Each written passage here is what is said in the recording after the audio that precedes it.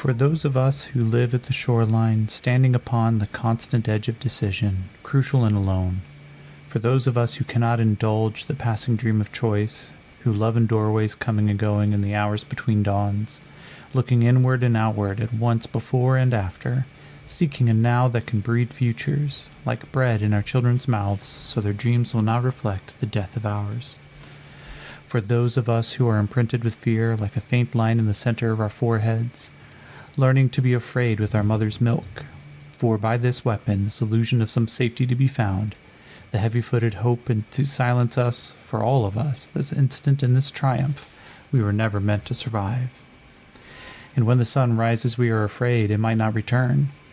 When the sun sets, we are afraid it might not rise in the morning. When our stomachs are full, we are afraid of indigestion.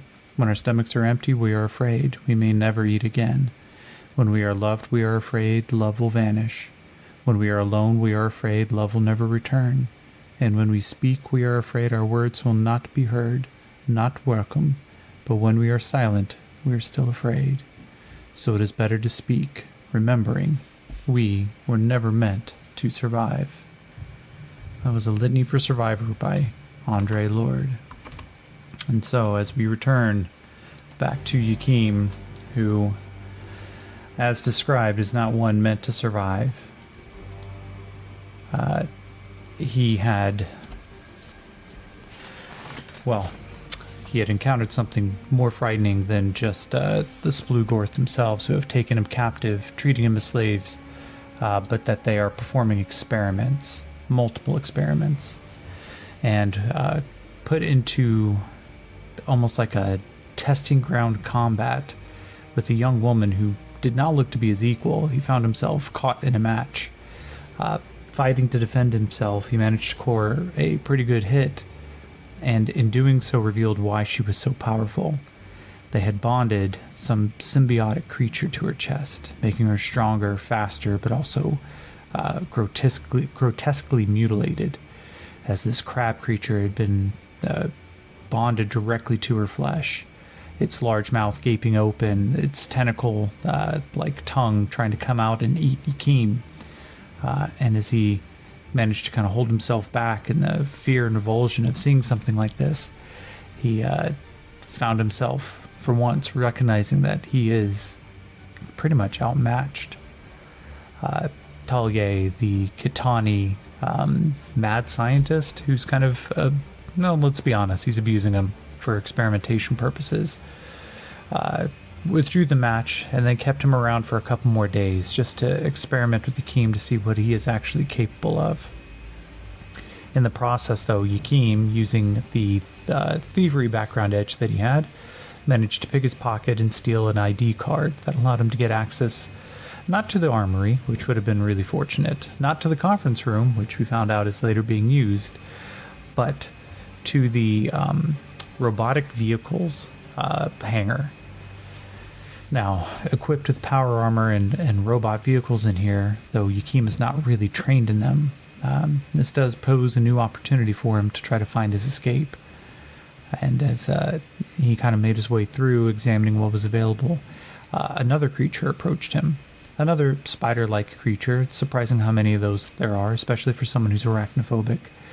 He had a telepathic conversation with this thing who actually sounded benign.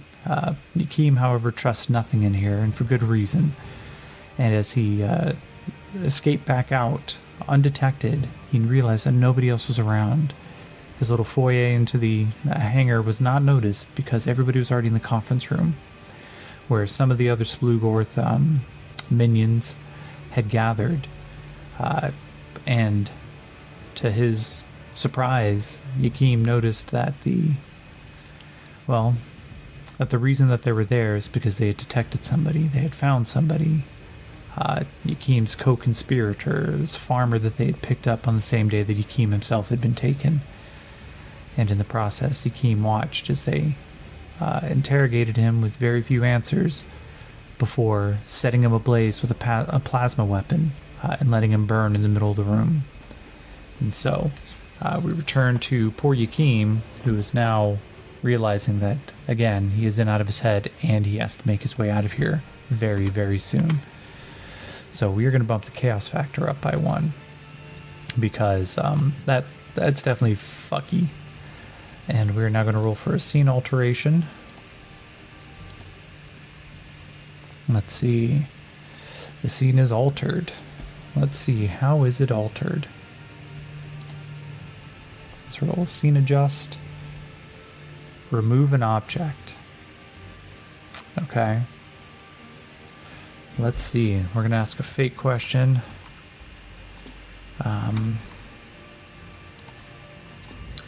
Does Talia, however you spell his name, notice his key card is missing? Talia had failed it, so I'm actually going to mark it as unlikely, but with the chaos rate of 7, it's still pretty high. And 70, no, so it's not the key card, which is really, really good for Yakeem. I suspect he's going to want that key card before too long. But as he starts kind of looking around, what item? Let's take a look at items here. You need to remove an item. What would that be? Objects. Let's roll in the objects table. Reassuring consumable.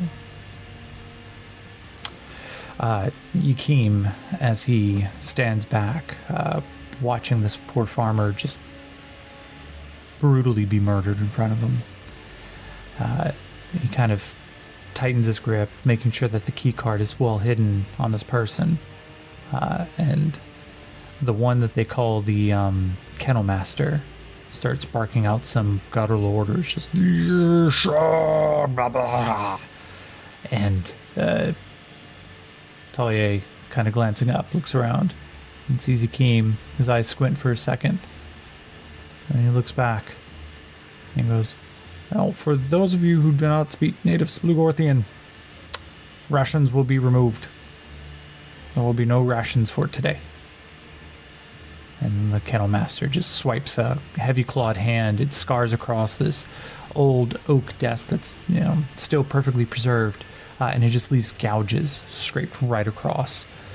And as he stalks out, Talia stops by Yakeem and he looks over to him and goes, "I hope you were not missing for the first portion of that discussion." And Yakeem goes, "No, I just didn't quite understand what was going on. I don't fucking speak Splugorthian." Talia raises an eyebrow. He's like, "You would do well to remember not to take such a flippant tone in front of your betters. That one over there, we believe, may have been stashing equipment." And as he points over to the blackened skeleton that is still partially glowing as though cinders on the inside of the marrow still ache to be birthed into flame, Yakeem, "Oh man, that's fucked up. He was just, they brought him in with me, so he's like the only other person I actually knew around here." And Talia goes, "I would not get too comfortable with him. After all, you're likely to die pretty quickly too." He goes, "Yeah, is that your professional opinion?" "Well, yes, you are likely to die soon." And so Yakeem kind of turns back, goes back to his kennel, sits down on the grating at the bottom and looks over to the empty one. And so I'm going to ask a fake question here. I'm going to ask a question because I'm not entirely sure. Are there many other, what do we call, not slaves, captured slaves here? Because so far we know Yakeem and we know that poor farmer. No, there are not many other captured slaves here. Let's actually find out. I'll ask a question. Is Yakeem the only remaining? And I'm going to actually say this is nearly impossible, but you never know. Yes, Yakeem is the only slave remaining. well, that sucks for Yakeem. He, as he looks over at some of the empty cages, he just, fuck, man, I gotta get out of here. I gotta get out of here so bad.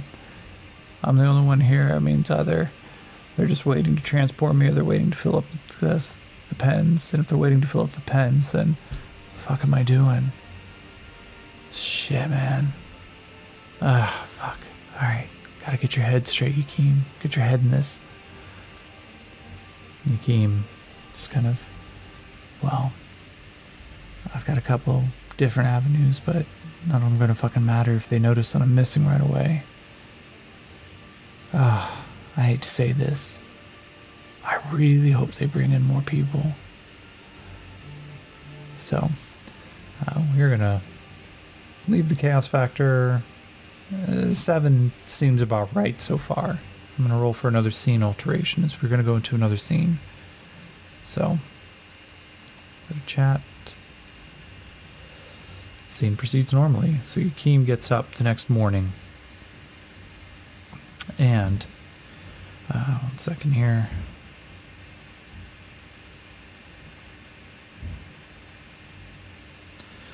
So as Yakeem kind of gets up a couple of days later, the key card's still kind of on his person. He's assisting Talia as he's... actually, you know what? We do know that there's at least one other servant, and it's the young woman with the chest crab attached to her chest.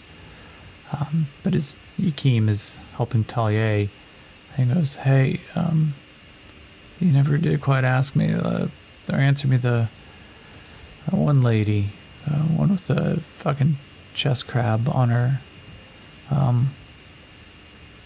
Why did you do that? And Talia kind of looks at him and goes, that is a bizarre question. Why would I do that? Well, of course I would. Well, that is too. We have to determine the nature of the augmentation so we could provide to you humans.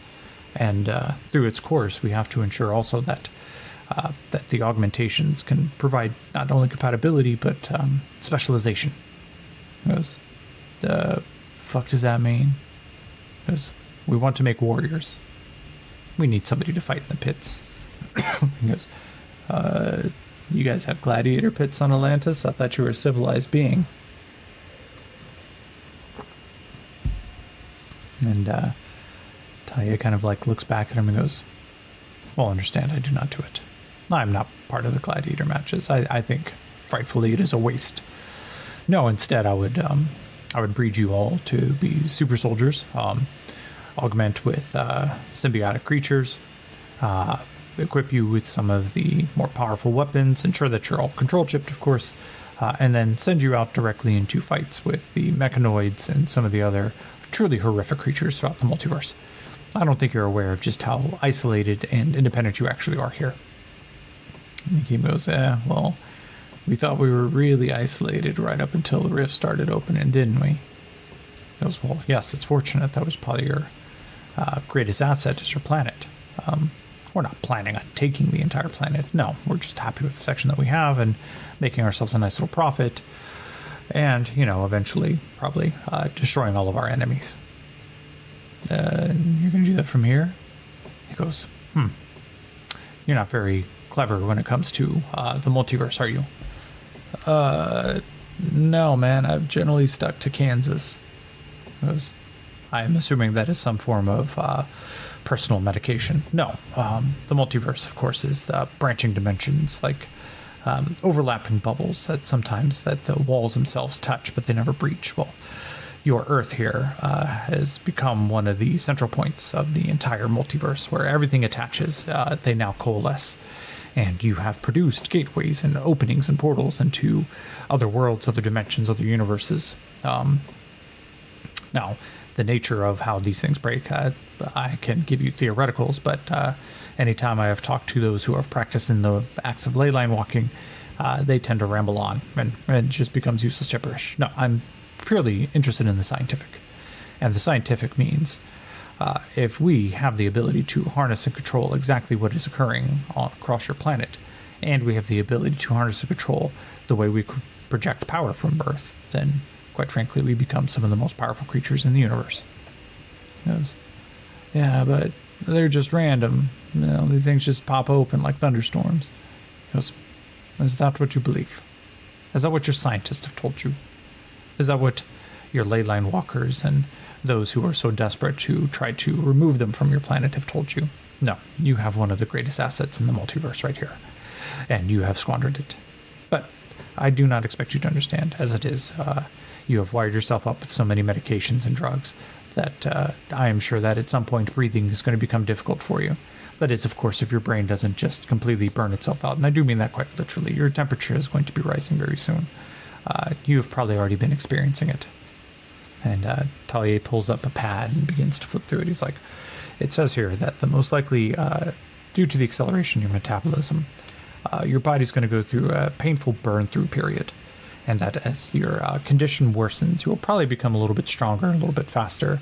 But you're going to start losing short-term memory. It'll become harder and harder to keep who you are. In addition, some of your internal organs may occasionally just randomly shut down before your compensation computer, or biocomp, I believe you called it, will probably try to keep them alive. Wounds will take a little bit longer to heal, though they will heal. And truthfully, you could probably even unlock some really basic bioregeneration. Probably regain a toe or a thumb, one of your smaller appendages. But as your body continues, then you're going to have to start consuming more calories because the biocomp is going to be overproducing some of the medications that you use to stay alive at that point. And that is exactly what is happening. You are effectively on life support. You continue pushing yourself this way. And as your short-term memories begin to die off, occasionally some of your long-term memories may fade too. You will probably maintain your fighting ability, your prowess, the symbiotic or the sympathetic nerve systems that keep you alive. But it doesn't take too long before, at that point, the metamorphosis or the metabolism of your body will probably just completely melt what is left of your sympathetic nerve system. Your brain will literally melt in your head. He goes, you know, a couple of tweaks here. I see that according to historic records, there have been some of you who have actually gone out in bursts of flame. Quite impressive, in fact. If you could control it, then having suicidal warriors who are faster, stronger, nearly invincible, but then when they die, they also take out a bunch of the enemies with them. Brutally efficient. You know, we had fought a race of these creatures called Vernulians, multi-tentacled creatures, snakes. They use a lot of psionics, truly horrific creatures. But they had this tendency of taking over planets and then equipping some of the prisoners of war with micro-detonation explosives, thermobaric, in fact. And so they would send them back as part of a negotiation swap. And as soon as, of course, the prisoners of war return, they would detonate them. Hilarious, right? Well, the same idea on the battlefield could probably apply, and probably a little bit more honorable than sending back wounded prisoners of war. He goes, oof. What the fuck, man? Why did you just dump that on me? He goes, oh, I get a little carried away when talking about theoretical tactics. Also, you really are dying. I can't express that enough. And Yakim's like, all right, man, well, if I die in the middle of one of your lectures, will you let me know?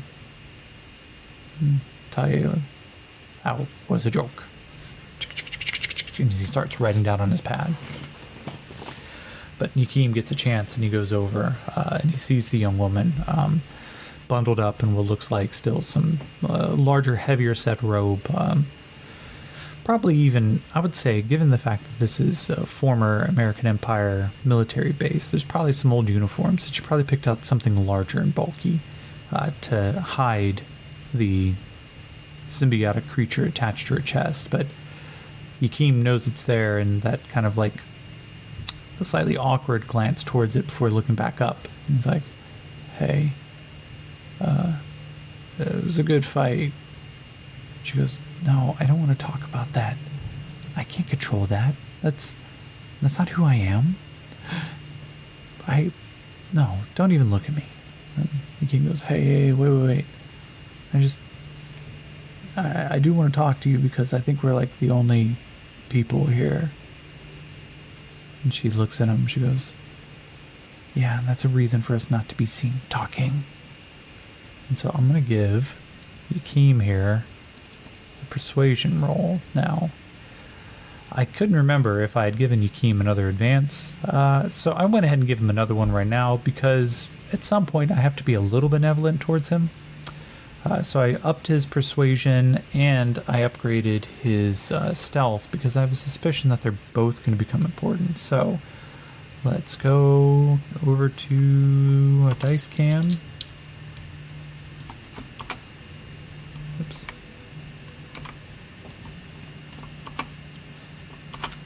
All right. New dice tray. Who this? All right. So 6 explodes. Ooh, 12. Okay. And 2. All right. So 14 total on his persuasion. Let's see. It's a spirit check. And I'm going to give her a D8. I don't think she is a wild card, so I'm just going to roll it as is. No, it's a 2. So with a pretty extensive raise, he kind of turns to her. He's like, look, if there's a chance for us to get out of here, then I think we got to take it. And I'm not just saying that metaphorically. I'm not talking about like just, walking out the front door. I'm starting to get an idea, but I want to ask you, have you ever, it's like, do you know how to use power armor or robots or anything? Like, we got an opportunity here, but I don't know shit about that. Last thing I really knew was how to drive my car, and that's... Oh, poor thing. Fucking car's probably just a pile of scrap out in the wildlands. Oh, it doesn't matter. Do you have any ideas on how to use one of those? Alright, so I'm going to say this is nearly impossible, but does the chest crab woman know how to pilot power armor or robots? Nearly impossible. Chaos rank of 7. Weirder things have happened. Let's go. No. Alright.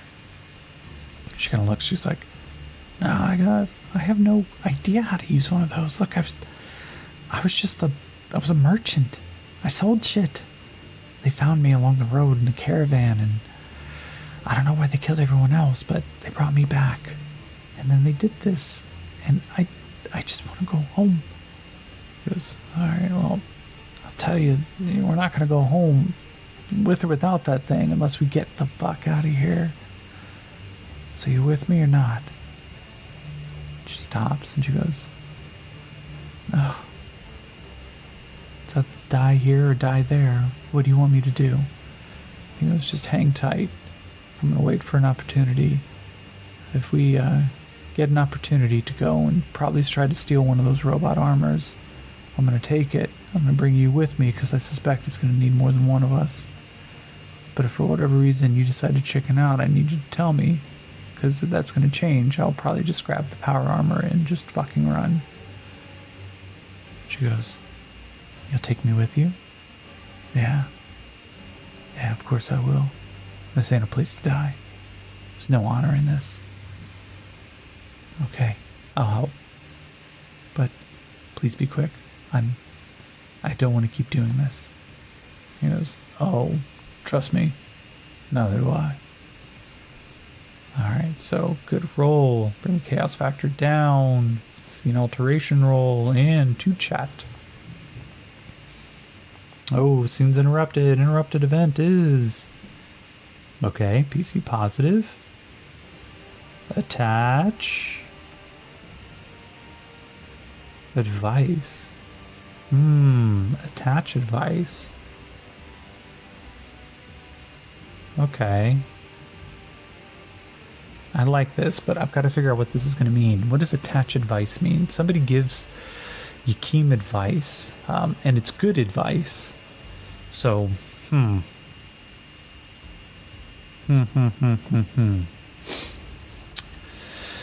going to motivations. Let's roll a conversation table and see if anything interesting. Nice. Classy. Right. Okay. Who the fuck here is going to be nice, classy, attach with advice? Oh, okay. I have an idea. Fake question. I'm gonna actually call this one likely. Is one of the Terran warrior women sympathetic? All right, let's find out. Does he have an ally? Yes. Okay. All right. So I'm going to throw in a new NPC. We are going to clone one of the Altera warrior women because somebody just got promoted to actual NPC. Now let's give her a name.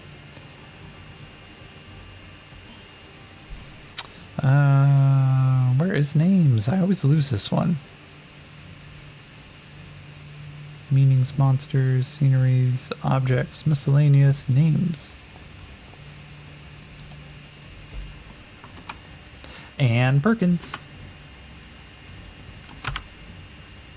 Ann Ra. Ann Ra. Okay. Well, Ann Ra, welcome to the party. And so is Ann Ra. We're going to mark her as potentially neutral. This is PC positive, so I'm not going to take this as like she may, backstab him or something, but we're at least going to make sure that. And so just the official sheet. Ann Ra here. One morning, several days later, and I should be tracking these. Yeah, I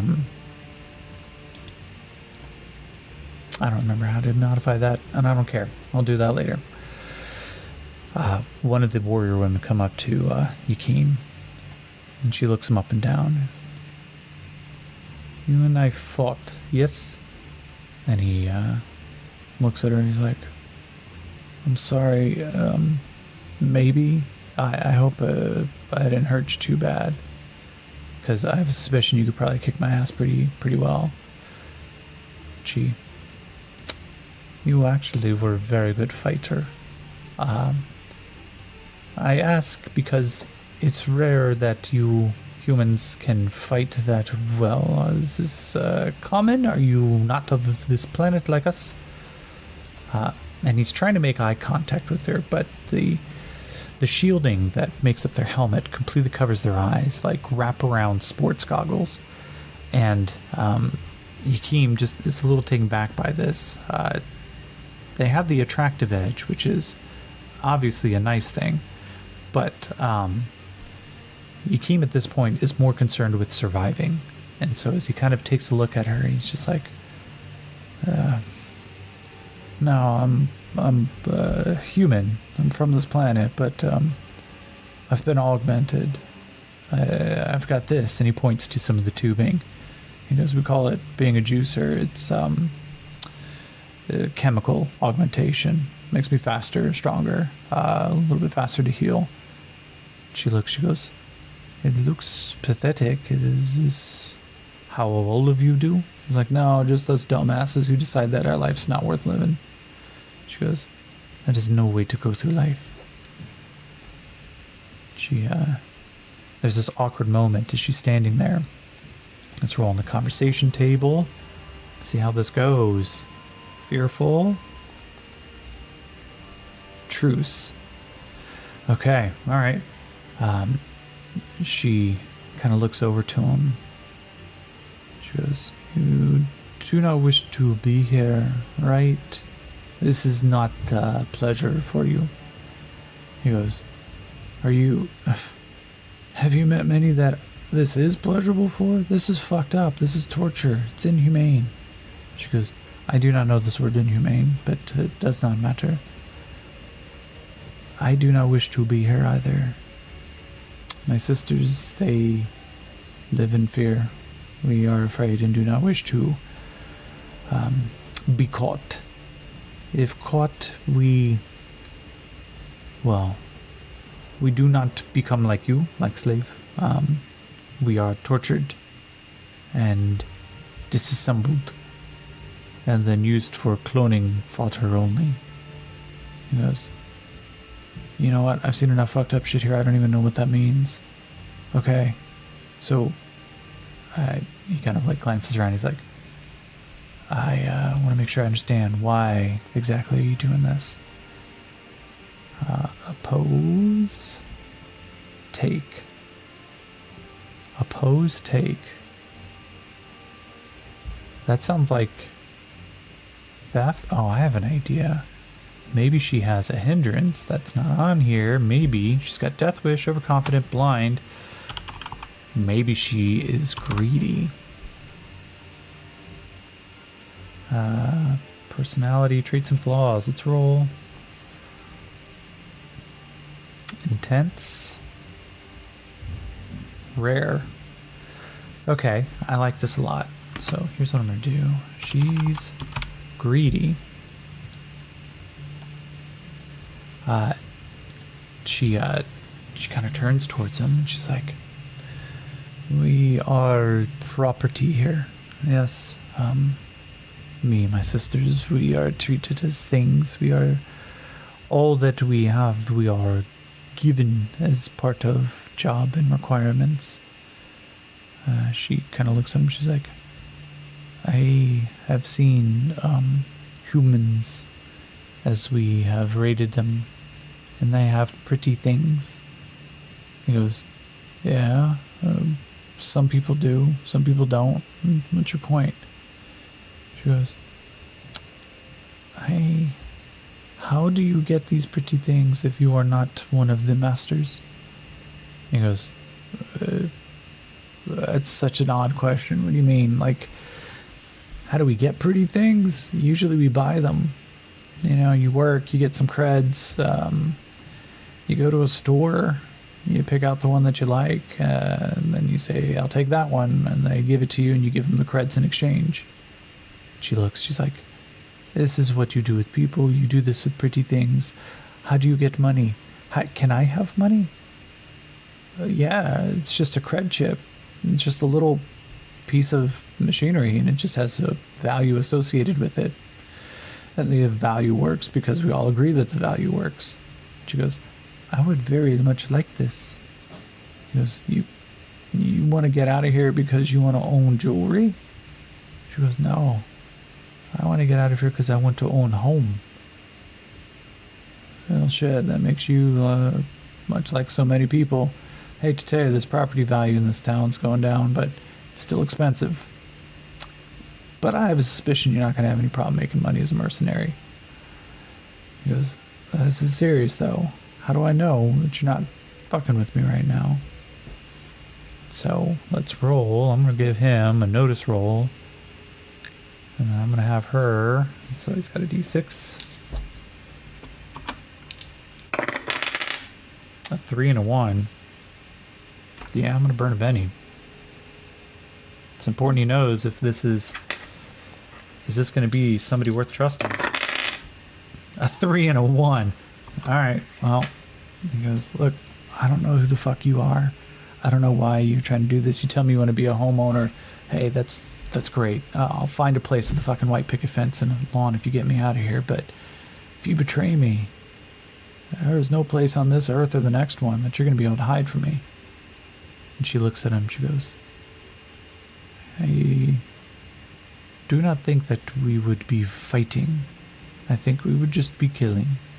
And I do not think that you are my equal. He goes, you haven't seen me mad. So, I'm going to throw this on. Alright, so we now have a new NPC, Anra. She wants to own a house, which I think for so many of our generation, I completely understand. Anra. Let's just go ahead and make this document actor. Copy her ID, update, and did that work? Anra. Welcome to the party, Anra. So the advice, yeah, she still gives advice. She goes, if you are trying to escape, we can potentially get weapons, but fighting our way out is no good. The best way to get out, if you need to, is to find a way to get up that hatch. And she points to the long vehicle ramp that leads from the robot hangar all the way up, the same direction that he was taken down, and the same one that he has seen this Blue-Gorth slaver hover up and down. And as he kind of looks up, he goes, okay, but how the fuck do we get past that? Points over, and it looks like that there is a gate of some sort. Unless that is a fake question. After we clean up her stats, because for some reason they're duplicated. There we go. Is there a gate? A gate to go up the ramp?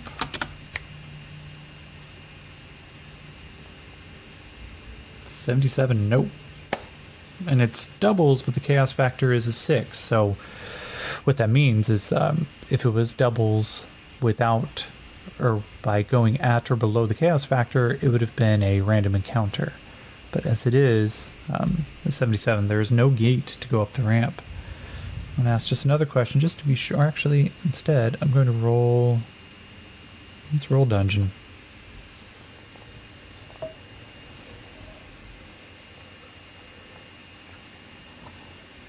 Cold Malice. No,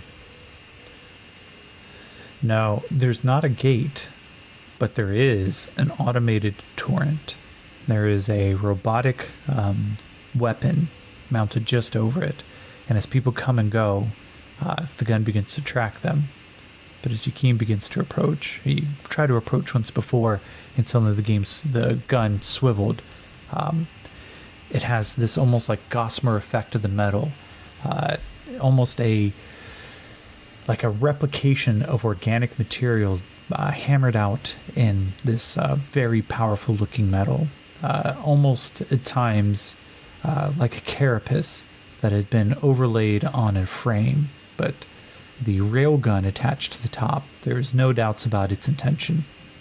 It looks very akin to all of the different pieces that the Katani have already kind of thrown in front of him.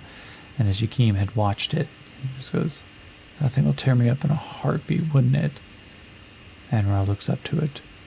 Your heart would not beat before it stops, no? Cool, thanks. Well, how do we get past that? And as she approaches it, he realizes that the gun's still trained on him, and she has stepped closer. And what's the magic amulet? Really? That's all you give? Cool. Alterra magic. Just says armor. Categories, actions, effects. Well, we are going to say that the magic amulet, it adds... I'm going to have to look that up because this one could be really important.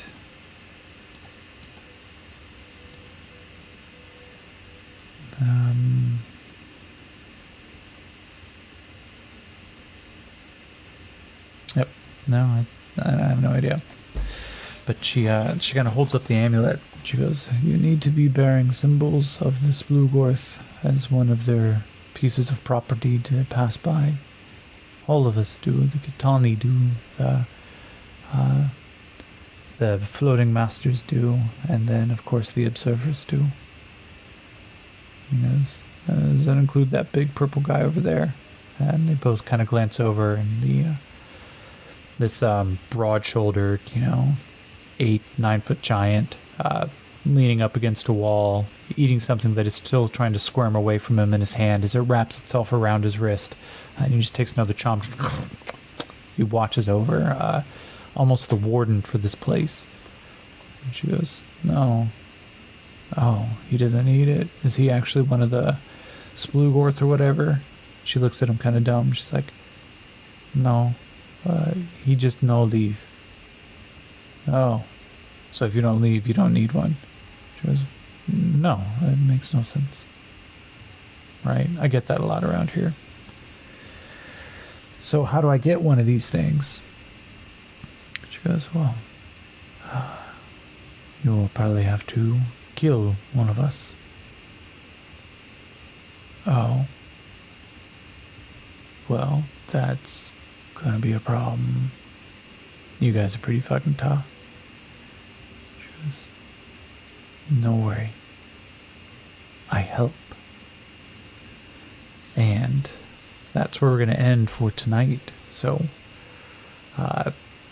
let's do a little maintenance here. Thread list. We definitely have, let's see, taken captive, huntress, and now we have escape with on Ra. And I'm going to duplicate this one because escape with the farmer is pretty much kaput because he, that poor farmer got burned by a plasma weapon. So, wow. It's quite a few threads on here. We're going to have to start closing some of these out, but we will do that next time on Dying Sigh. For those of you who joined on Twitch, thank you so much. I've offered to, we have a Discord server which you can gain access to by joining our Patreon at patreon.com/Dying Sigh. Of course, the podcast will be available on Tuesday morning at 6 a.m. But for those who wish to join and become part of the Juicer Army through Patreon, it gives you access to our Discord. When I get back to recording ahead of schedule, then early access to these episodes. Plus, you can help us name NPCs. You can vote to give additional bennies to Yakeem because, good lord, does man need them. But you also gain access to just come and hang out and bullshit with us. But regardless, I want to wish you all a wonderful night and thank you.